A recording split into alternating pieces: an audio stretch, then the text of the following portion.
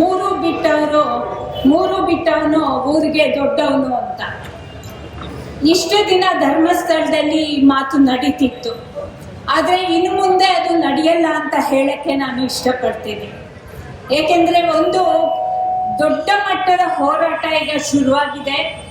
ಅದು ಇವತ್ತು ಬರೀ ಧರ್ಮಸ್ಥಳದಲ್ಲಿ ಅಲ್ಲ, ಅಥವಾ ಬರೀ ಬೆಳ್ತಂಗಡಿಯಲ್ಲಿ ಅಲ್ಲ, ಅಥವಾ ಬರೀ ದಕ್ಷಿಣ ಕನ್ನಡದಲ್ಲಿ ಅಲ್ಲ, ಇಡೀ ರಾಜ್ಯಕ್ಕೆ ಈ ಹೋರಾಟ ಹಬ್ಬಿದೆ ಅಂತ ನಾನಾದರೂ ಅನ್ಕೊಳ್ತೀನಿ. ಇದಕ್ಕೆ ಹಲವಾರು ಕಾರಣಗಳು ಇವೆ.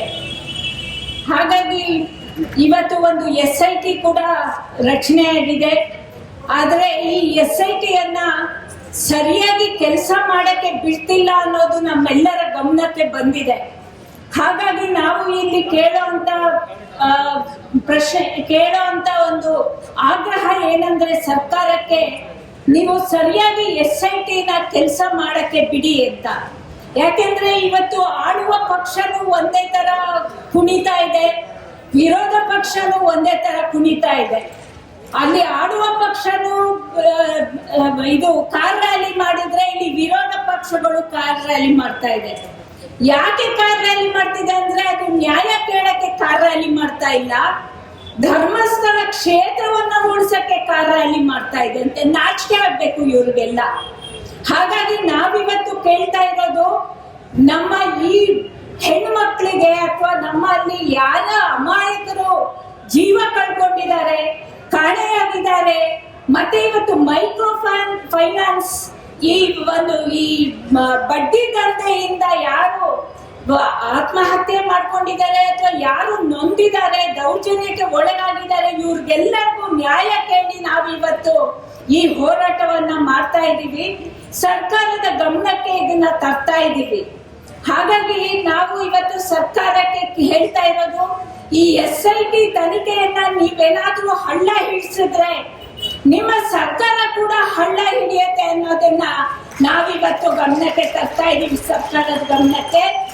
ಇದು ಒಂದು ರಾಜಕೀಯ ಹೋರಾಟವೇ ಅಂತ ಹೇಳಿ ನಿಮಗೆ ಹೇಳಕ್ಕೆ ನಾವು ಇಷ್ಟಪಡ್ತಾ ಇದ್ದೀವಿ. ಮತ್ತೆ ಸರ್ಕಾರ ಇರ್ಬೋದು ಅಥವಾ ವಿರೋಧ ಪಕ್ಷ ಇರ್ಬೋದು, ನಾನು BJPನವರಿಗೆ ಒಂದು ಪ್ರಶ್ನೆ ಕೇಳ್ತಾ ಇದ್ದೀನಿ. ಒಂದೇ ಒಂದು ಯಾವ್ದಾದ್ರು ಹಿಂದೂ ಮುಸ್ಲಿಂ ಗಲಾಟೆ ಆಗ್ಲಿ ಅಥವಾ ಒಂದು ಅವ್ರು ಹೇಳೋ ಅಂತ ಏನು ಲವ್ ಜಿಹಾದ್ ಇರ್ಲಿ, ಅದ್ ಲವ್ ಜಿಹಾದ್ ಅಲ್ಲ ಅಂತ ನಮ್ಗೆಲ್ಲರಿಗೂ ಗೊತ್ತಿದೆ. ಒಂದು ಹುಡುಗ ಹುಡುಗಿ ಮದುವೆ ಆದ್ರೆ ನೀವು ಬೀದಿಗೆ ಇಳಿದು ಗಲ್ಲಿಗೆ ಏರ್ಸಿ ಅಂತ ಹೇಳ್ತಿರಲ್ಲ. ಇವತ್ತು ನೂರಾರು ಸಾವಿರಾರು ಕೊಲೆಗಳಾಗಿದೆ ಧರ್ಮಸ್ಥಳದಲ್ಲಿ. ಇವತ್ತು ಯಾಕೆ ನೀವು ಬೀದಿಗೆ ಬಂದು ಗಲ್ಲಿಗೇರ್ಸಿ ಅಂತ ಕೇಳ್ತಾ ಇಲ್ಲ, ಅಥವಾ ಯಾಕೆ ನೀವು ನ್ಯಾಯ ಕೊಡಿ ಅಂತ ಕೇಳ್ತಾ ಇಲ್ಲ? ನಾಚಿಕೆ ಆಗೋದಿಲ್ವಾ ನಿಮಗೆ? ಧರ್ಮಸ್ಥಳ ಕ್ಷೇತ್ರವನ್ನ ಉಳಿಸಿ ಅಂತ ಹೇಳ್ತಾ ಇದ್ದೀರಲ್ಲ. ನಾವು ಯಾರು ಇಲ್ಲಿ ದೇವರ ಬಗ್ಗೆ ಮಾತಾಡ್ತಾ ಇಲ್ಲ, ಧರ್ಮದ ಬಗ್ಗೆ ಮಾತಾಡ್ತಾ ಇಲ್ಲ. ನಾವು ಇಲ್ಲಿ ಅಮಾಯಕರು ಯಾರು ಕೊಲೆ ಆಗಿದ್ದಾರೆ ಅವ್ರ ಬಗ್ಗೆ ನಾವು ಮಾತಾಡ್ತಿದೀವಿ. ಅವ್ರನ್ನ ಕೊಲೆ ಮಾಡಿರೋರು ಯಾರು ಅಂತ ಅಲ್ಲಿ ಧರ್ಮಸ್ಥಳದಲ್ಲಿ ಎಲ್ಲರಿಗೂ ಗೊತ್ತಿದೆ, ಇಡೀ ರಾಜ್ಯದಲ್ಲಿ ಎಲ್ಲರಿಗೂ ಗೊತ್ತಿದೆ. ಇಲ್ಲಿ ವಿಧಾನಸೌಧ ಇದೆ, ವಿಧಾನಸೌಧದ ಮೆಟ್ಲಿಗೂ ಗೊತ್ತಿದೆ ಯಾರು ಕೊಲೆ ಮಾಡಿರೋರು ಅಂತ. ಹಾಗಾಗಿ ನಾನು ಈ ಸರ್ಕಾರವನ್ನ ನಾವೆಲ್ಲರೂ ಸೇರಿ ಒತ್ತಾಯಿಸ್ತಾ ಇದ್ದೀವಿ. ನೀವು ಕೊಂದವರು ಯಾರು ಅಂತ ನಾವು ಕೇಳಿರೋ ಪ್ರಶ್ನೆಗೆ ಅದಕ್ಕೆ SIT ಮೂಲಕ ಉತ್ತರ ಕಂಡ್ಕೊಳ್ದೆ ಹೋದ್ರೆ ನಿಮ್ಮನ್ನ ನಾವು ಬಿಡೋದಿಲ್ಲ.